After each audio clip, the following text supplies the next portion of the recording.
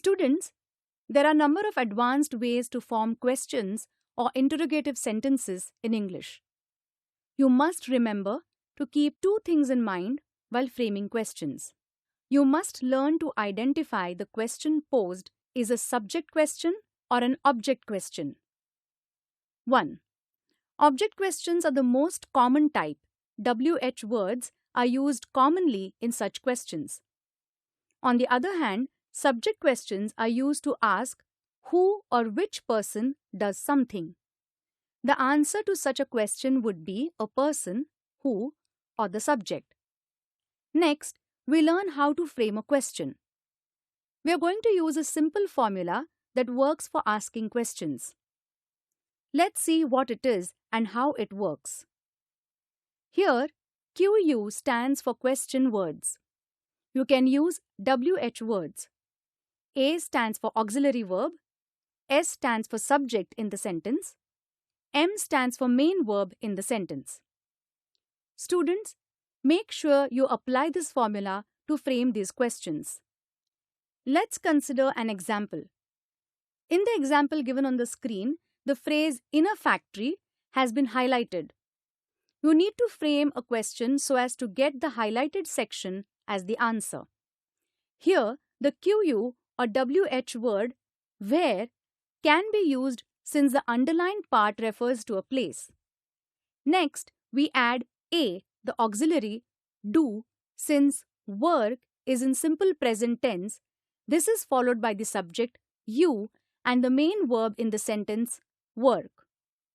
Students, do not forget to add a question mark after you frame questions.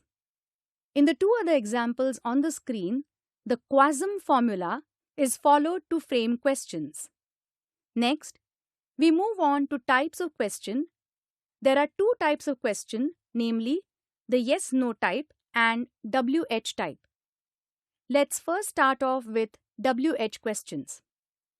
WH questions are usually framed to get specific answers. Let's learn how to frame these questions with the help of a few examples. Our first example is Rabindranath Tagore wrote Gitanjali. Here, the author's name has been highlighted.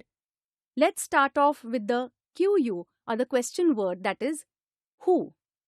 This is to be followed by the main verb, wrote, and the object, Gitanjali. Don't forget to add question mark. Let's take another example. Students, what do we start with? The question word.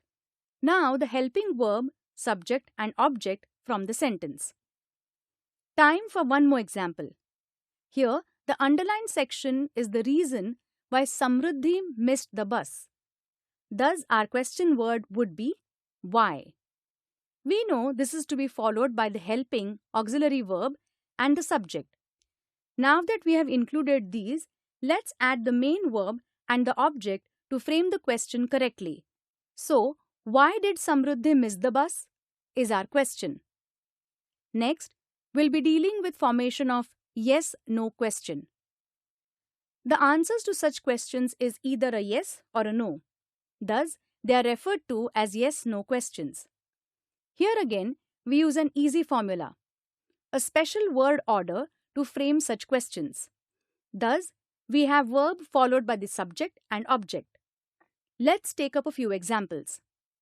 In the first example, we can use our special word order of VSO to frame the question.